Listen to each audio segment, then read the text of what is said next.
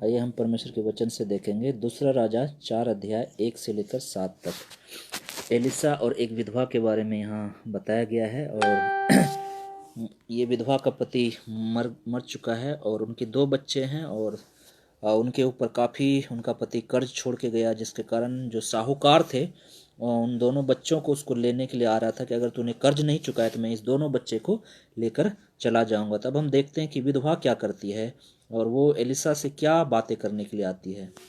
हम देखेंगे दूसरा राजा 4 अध्याय 1 से लेकर 7 तक। यहाँ लिखा है, भविष्यवक्ताओं के चेलों की पत्नियों में से एक स्त्री ने एलिसा की दुहाई देकर कहा, तेरा दास मेरा पति मर गया है और तू जानता है कि वह यहोवा का भय मानने वाला था, पर जिसका वह कर्जदार था वो आया है कि मेरे दोनों पुत्रों को अपने दास बनाने के लिए ले जाए। एलिसा ने उससे पूछा, मैं तेरे लिए क्या करूं? मुझे बता कि तेरे घर में क्या है।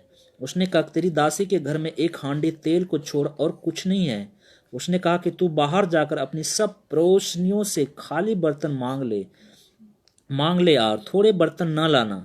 फिर तू अपने बेटों समेत अपने घर में जा और द्वार बंद करके उन सब बर्तनों में तेल उंडेल देना और जो भर जाए उन्हें अलग रखना। तब वह उसके पास से चली गई और अपने बेटों समेत अपने घर जाकर द्वार बंद किया। तब वे तो उसके पास बर्तन लाते गए और उंडेलती गई। जब बर्तन भर गए तब उसने अपने बेटों से कहा, मेरे पास एक और भी ले आ। उसने उससे कहा, और बर्तन तो नहीं रहा। तब तेल रुक गया। तब उसने जाकर परमेश्वर के भक्त को यह बता दिया और उसने कहा, जा तेल बेचकर ऋण भर दे और जो रह जाए उससे तू अपने पुत्रों सहित अपना निर्वाह करना। धन्यवाद प्रभु जी, सुंदर समय के लिए, सुंदर दिन के लिए प्रभु जी, सुंदर वचन के लिए प्रभु जी। जो कुछ हम इस वचन से सीखते हैं प्रभु जी, उस वचनों को सुनकर विश्वास हमारा मजबूत हो सके और हम आप पे भरोसा रखने वाला बन सके और आपके वचनों के अनुसार हम जीवन भी जीने वाला बन सके। पवित्र आत्मा हमारी मदद कर सके, अपनी बुद्धि अपनी समझ दीजिए ताकि इस वचन को आपके आत्मा का अगुवाई में हम समझने वाला बन सके। सारा आदर, सारा महिमा, सारा इज्जत आपको देते हैं। सब कुछ आपके प्रिय बेटे यीशु मसीह के नाम से मांगते हैं, आमीन। यहाँ पर हम देखते हैं एक विधवा के बारे में।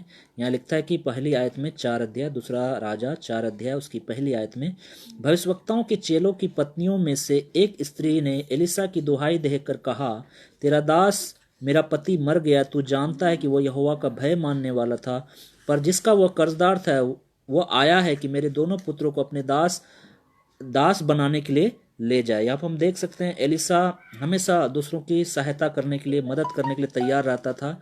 वो कभी भी पीछे नहीं हटता था। और यहाँ पर हम देख सकते हैं कि एलिसा ने एक परिवार को बचाया। परमेश्वर हमेशा परिवारों की चिंता करता है। वो परिवारों को टूटने नहीं देना चाहता है, वो परिवारों को बचाना चाहता है। हम इस बात को जानते हैं।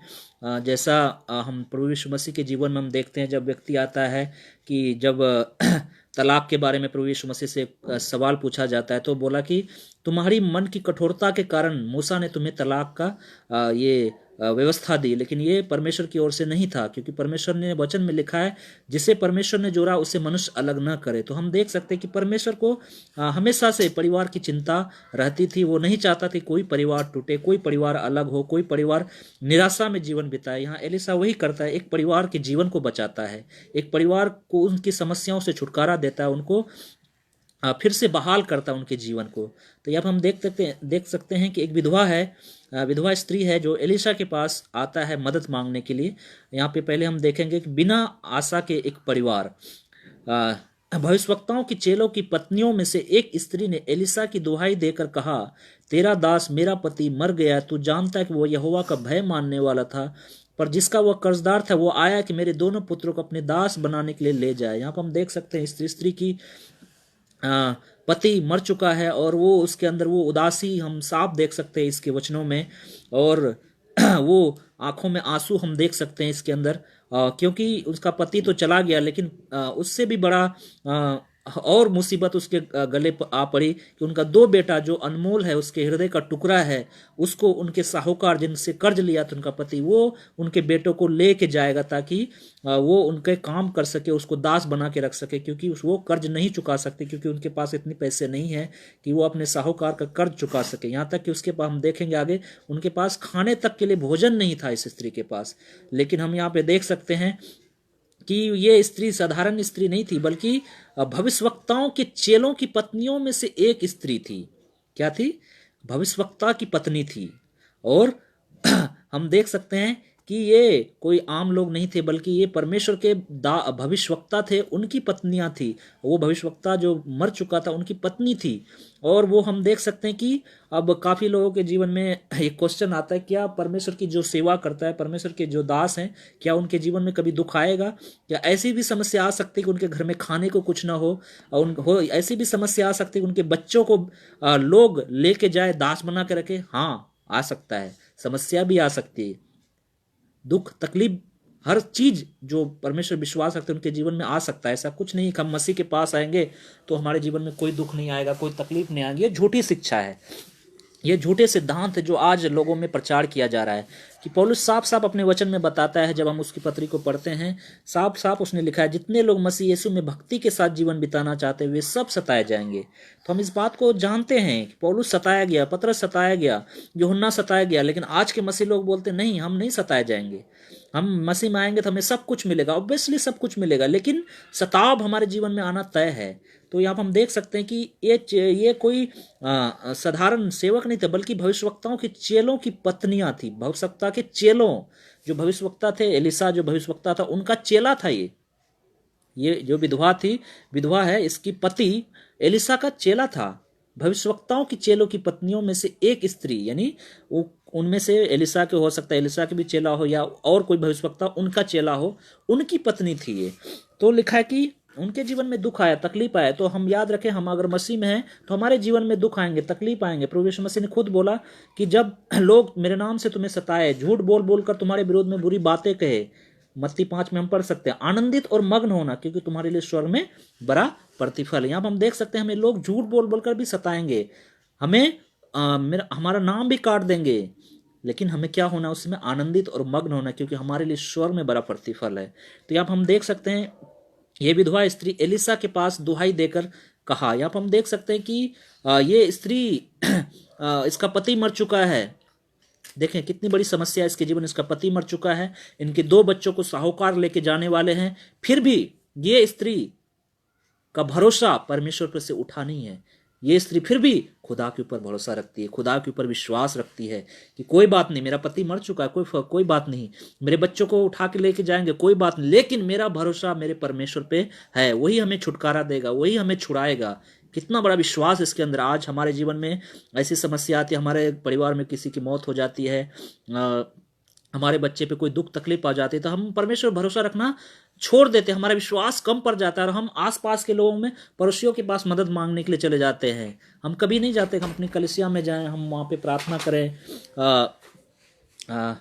अपने जो हमारे सेवक हैं, हमारे पास्टर हैं, वहाँ पे जाएं, वहाँ पे प्रार्थना करें, लेकिन ऐसा हम देखते नहीं है। लेकिन ये स्त्री के जीवन में हम देख सकते हैं कि ये स्त्री का पति मर चुका है, इनके 2 बच्चे, जो साहूकार आने वाला था, साहूकार ने उसको वार्निंग दे दिया था, मैं इतने समय में आऊँगा, तुम्हारे जो 2 छोटे बच्चे हैं मैं इनको लेके जाऊँगा, मैं इनको अपना दास बना के रखूँगा। लेकिन इस स्त्री का विश्वास देखिए, इस स्त्री का विश्वास कमज़ोर नहीं हुआ, फिर भी ये परमेश्वर पे भरोसा रखता है, परमेश्वर के दास के ऊपर इसका भरोसा है कि एलिसा के पास जाऊँगा, जो परमेश्वर का भविष्यवक्ता है, वो सच में हमें कोई राह दिखाएगा, कोई रास्ता दिखाएगा।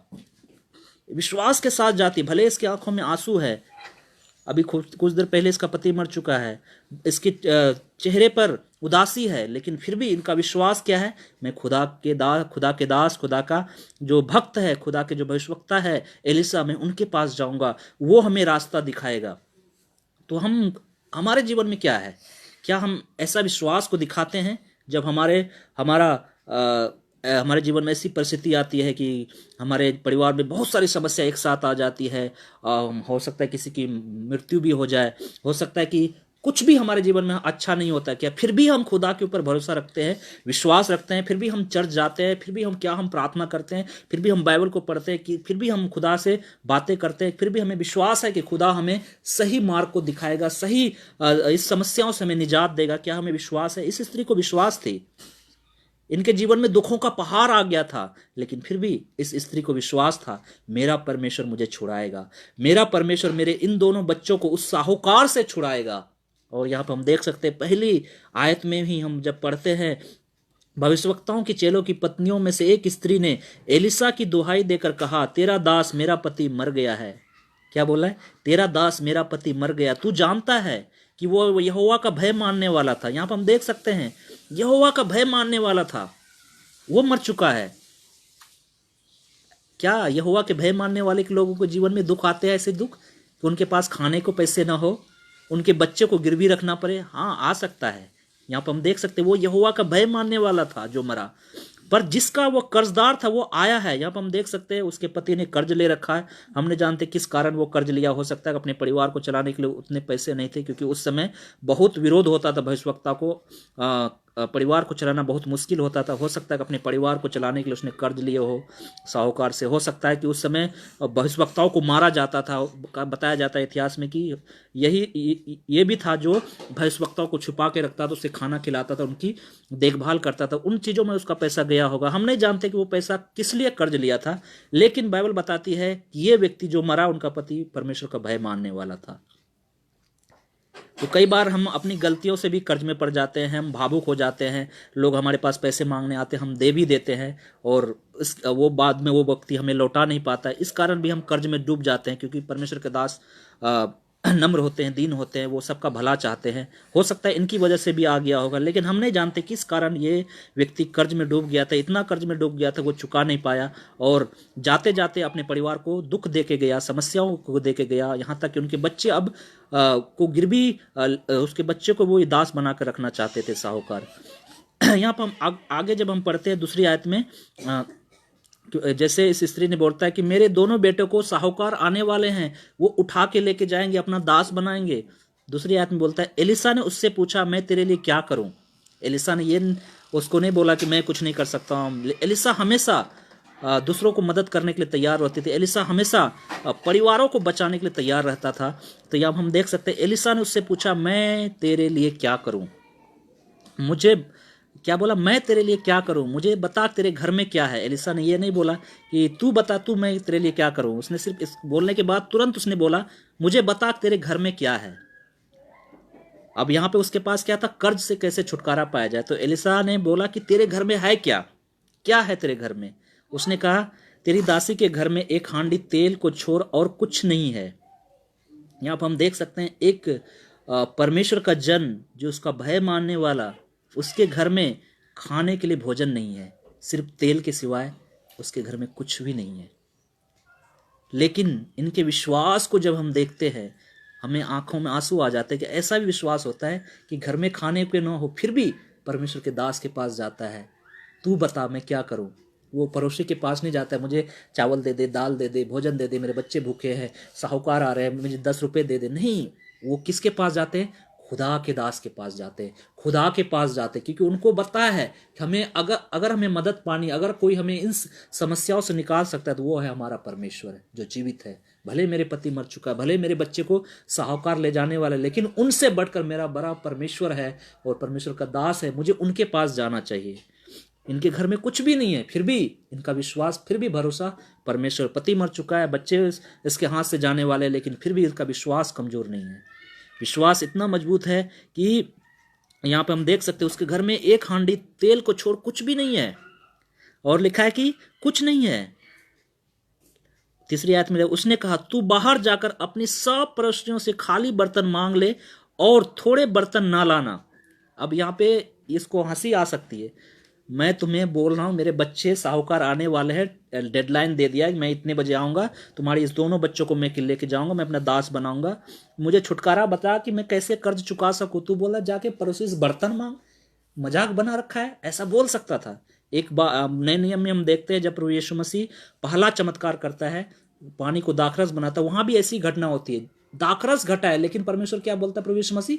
पानी मुहामुंह भर दे। लेकिन उन लोगों ने भी सवाल नहीं किया। यहाँ पे इस स्त्री ने भी सवाल नहीं किया कि क्यों बर्तन क्यों मांगने जाओ, इससे क्या फर्क पड़ेगा, मैं अपने पड़ोसी से बर्तन मांगूंगा, लोग क्या बोलेंगे, लोग हंसेंगे, अरे तेरे घर में तेल के सिवा कुछ नहीं है, तू बर्तन क्या करेगी, चावल तो है नहीं, चावल बनाएगी, दाल भी नहीं है तेरे घर में, खाने का नहीं है, तू बर्तन क्या करेगी, तबला बजाएगी, लोग हंसेंगे, ये ऐसा बोल सकती थी। लेकिन उसने परमेश्वर के दास ने जैसा बोला वैसा किया। आज क्या हम ऐसा करते हैं? परमेश्वर का आत्मा जब हमें बोलता है कुछ भी करने के लिए, क्या हम उसी समय करने के लिए तैयार होते हैं? परमेश्वर का आत्मा बोलता है जा इस व्यक्ति से माफी मांग, क्या हम माफी मांगते हैं? परमेश्वर बोलता है जा इस व्यक्ति से प्रेम कर, क्या हम प्रेम करते हैं? क्या हमारा ईगो हमें रोकता? नहीं, इस व्यक्ति ने मेरा दिल दुखाया है, ये व्यक्ति मेरी बात नहीं मानता है, जब देखो मुझे चिढ़ाते रहता है, मैं इनसे बात नहीं करूंगा। लेकिन खुदा का आत्मा बोलता है नहीं बेटा, जा तू उससे बातें कर, उससे प्रेम कर, उनको माफ कर। क्या हम ऐसा करते हैं? इस स्त्री ने किया। इस स्त्री के पति मर चुका है, 2 बच्चे इसके हाथ से जाने वाले हैं, इनके घर में खाने को कुछ नहीं, लेकिन एलिसा ऐसा चीज उसको करने के लिए बोलता है जो आम आदमी को हंसी आ जाए। उसने लिखा है, उसने कहा तू बाहर जाकर अपने सब पड़ोसियों से खाली बर्तन मांग ले। कोई पड़ोसी नहीं छूटना चाहिए। तुम्हारे गांव में जितने भी घर हैं सब घर से बर्तन उठा के लेके आ जा, एक भी नहीं छूटना चाहिए। और क्या बोलता आगे? थोड़े बर्तन नहीं लाना। हमारा परमेश्वर क्या है? दया का सागर है।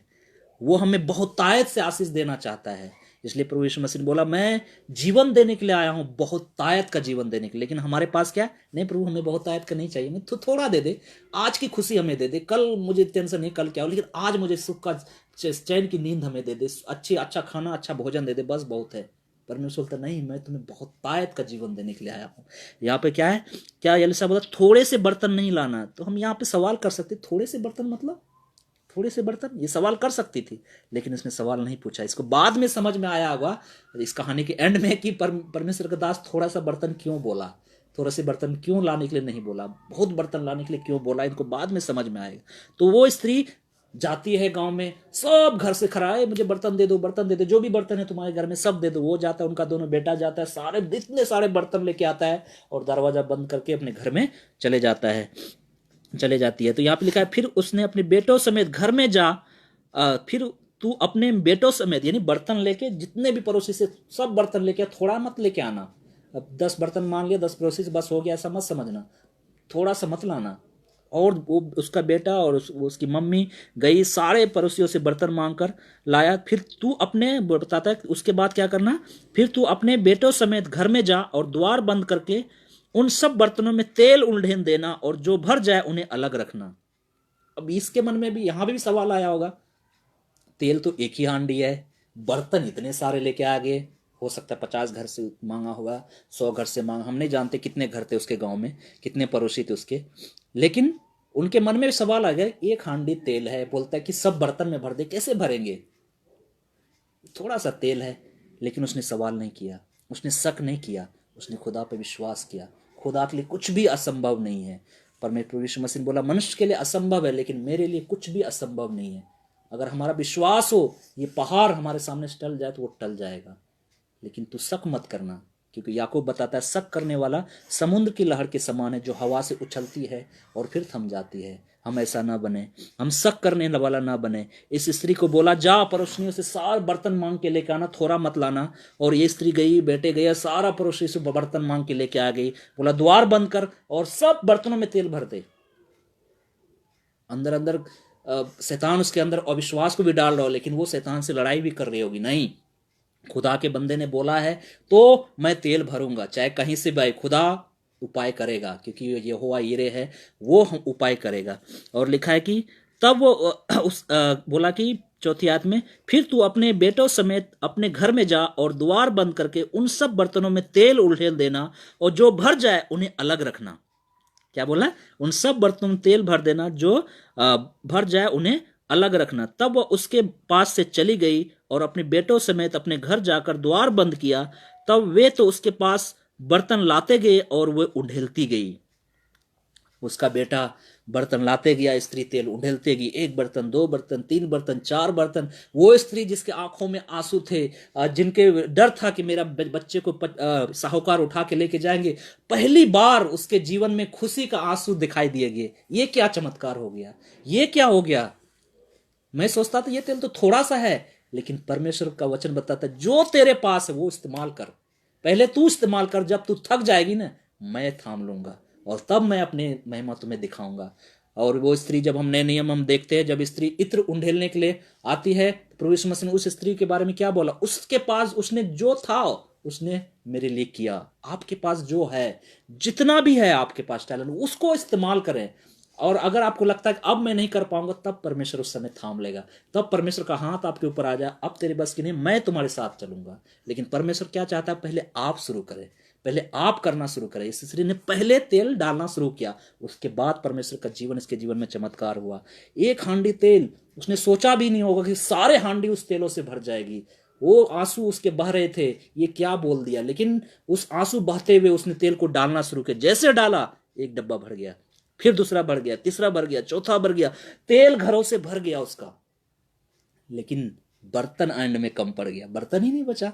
आगे लिखता है कि तब वह उसके पास चली गई और अपने बेटों समेत अपने घर जाकर द्वार बंद किया। तब उसके पास बर्तन लाते गए और वे उंडेलती गई। जब बर्तन भर गए, तब उसने अपने बेटों से कहा, मेरे पास एक और भी ला। उसने उससे कहा, बर्तन तो नहीं रहा। तेलों से बर्तन भर गया, पूरा घर तेलों से भर गया। अब बोलते कि एक और बर्तन ला, लेकिन उसका बेटा बोलता है, मम्मी अब तो बर्तन है ही नहीं, सारा बर्तन तेल से भर गया है। अब उनको ये बात एलिसा की समझ में आ गई। एलिसा ने क्यों बोला था, थोड़े बर्तन मत लाना। हमारा परमेश्वर हमें भरपूरी का जीवन देना चाहता है, भरपूरी का आशीष देना चाहता है, लेकिन हम बोलते हैं हमें थोड़ा ही चाहिए, हमें इतना ही चाहिए। लेकिन परमेश्वर बोलता है थोड़ा नहीं, हमें बहुत तायत का वो हमें देना चाहता है। इस स्त्री को वो बात एलिसा की समझ में आ गई होगी, एलिसा ने क्यों बोला थोड़े से नहीं लाना, थोड़ा बर्तन नहीं लाना। अब यहाँ पे देखते हैं कि जैसे उसके बेटे ने बोला कि बर्तन नहीं रहा, तब तेल थम गया, तब तेल रुक गया।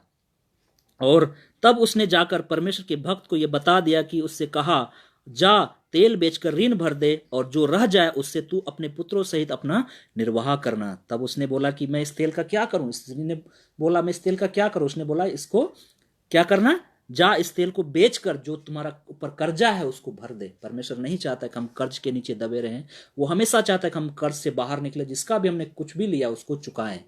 और यहाँ पे स्त्री बोला, तेल बेचकर कर्ज भर दे, जो बच जाए उसके साथ अपने बेटों के साथ अपना जीवन यापन करना। यहाँ पर हम देख सकते हैं, इस कहानी से हम बहुत चीज़ों को हम सीख सकते हैं। ये स्त्री के ऊपर कर्ज था। नए नियम हम देखते हैं कि हम सब के जीवन में हम सब कर्ज के दबे हुए थे। कौन सा कर्ज, पाप का कर्ज हमारे जीवन में था। और हम लोग हमारे पाप के कर्ज से छुटकारा देने के लिए प्रभु यीशु मसीह हमारे जीवन में आया। लेकिन उसने भी बोला तुम्हें क्या करना पड़ेगा, इस कर्ज से छुटकारा पाने के लिए क्या करना पड़ेगा, विश्वास करना पड़ेगा। क्या बोला, स्वर्ग और पृथ्वी का सारा अधिकार मुझे दिया गया है, तुम जाओ और सब जातियों के लोग सुसमाचार सुनाओ, पिता पुत्र पवित्र आत्मा के नाम से बपतिस्मा दो। मरकुस में क्या लिखा है, जो विश्वास करेगा बपतिस्मा लेगा उसी का उद्धार होगा। यहाँ स्त्री ने क्या क्या किया, इसको कर्ज से छुटकारा पाने के लिए क्या करना पड़ा, एलिसा की बातों की, उसकी आज्ञा का पालन करना पड़ा, जैसा उसने बोला। उसी तरह हम सब क्या है, पाप के कर्ज में दबे हुए थे। प्रभु यीशु मसीह ने बोला, तू विश्वास कर, बपतिस्मा ले, मेरे नाम का अंगीकार कर, तू इन पाप से छुटकारा पाएगा, उद्धार पाएगा, अनंत जीवन पाएगा। और यहाँ पर हम देख सकते हैं कि ये स्त्री के जीवन में दुख था, तकलीफ था, समस्या थी, परेशानी था।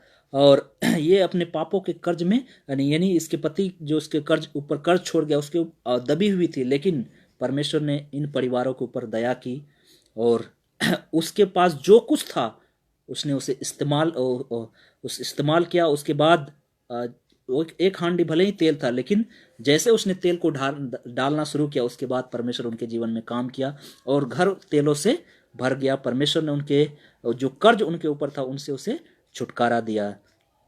कि कहीं ना कहीं परमेश्वर चाहता है कि हम चाहे परिस्थिति कैसी भी क्यों ना हो, इस विधवा स्त्री के समान हमेशा हमें किसके ऊपर भरोसा रखना है, खुदा के ऊपर भरोसा रखना है, परमेश्वर के ऊपर भरोसा रखना है।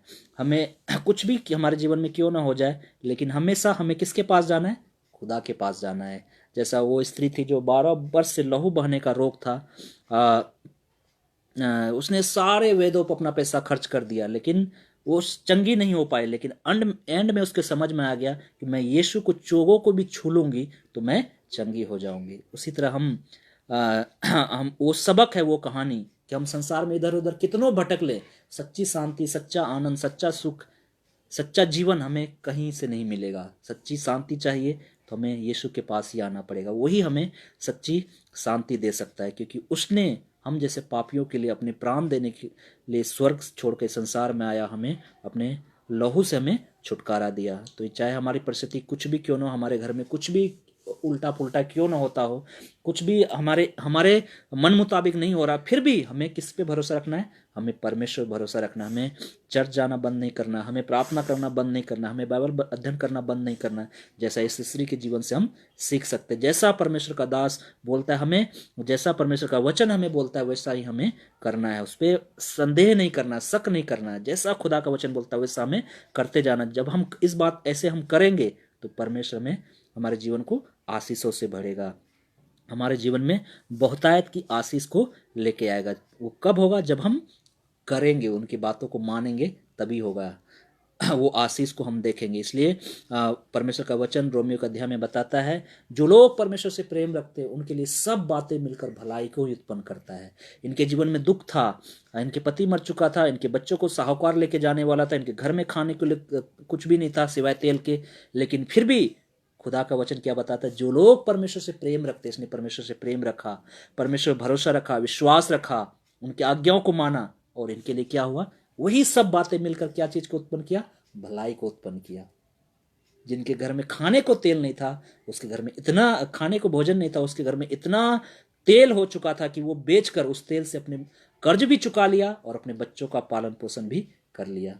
कितनी अद्भुत बात है कि परमेश्वर हमेशा चाहता है, शुरू से ही चाहता है कि वो हर परिवार को बचाना चाहता है, क्योंकि एक परिवार बच गया तो समाज बच गया, समाज बच गया तो राज बच गया, राज बच गया तो देश बच गया, क्योंकि परिवार से ही सब कुछ बनता है। जैसे यहाँ पे हम देख सकते हैं, एलिसा ने एक परिवार को जो निराशा में डूबा हुआ था, जिसके पास कोई आशा नहीं थी, उस परिवार को बचाया। उसके अंदर, उस परिवार के अंदर एक आशा को लेके आया, उस परिवार के अंदर एक खुशी और एक आनंद को लेके आया। तो हम इस बात को याद रखें, हमारे आसपास भी ऐसे परिवार हैं जो निराश हैं, जो आशाहीन हैं, जो दुखी हैं। हम उनके लिए प्रार्थना करें और उनको परमेश्वर उनके अंदर विश्वास को लाए, ताकि वो खुदा पे भरोसा रख सके, विश्वास रख सके, क्योंकि सब परमेश्वर ही है जो हमें उस हर एक मुसीबत से, हर एक परिस्थितियों से बाहर निकाल सकता है। परमेश्वर इन वचन को आशीष दे और हमारी मदद कर सके, ताकि हमारा विश्वास भी इस विधवा स्त्री के समान मजबूत हो सके। प्रभु तेरा धन्यवाद हो इस सुंदर वचन के लिए जो आपने हमें आज सिखाया प्रभु जी की, चाहे परिस्थिति कैसी भी क्यों ना हो, कैसी भी दयनीय क्यों ना हो, लेकिन हम अपना भरोसा आपके ऊपर रखें, विश्वास आपके ऊपर रखें, घबराए नहीं, क्योंकि हमारा जीवित परमेश्वर हमारे साथ है। क्योंकि वचन में उसने बोला है कि जो लोग परमेश्वर से प्रेम रखते हैं उनके लिए सब बातें मिलकर भलाई को उत्पन्न करती है।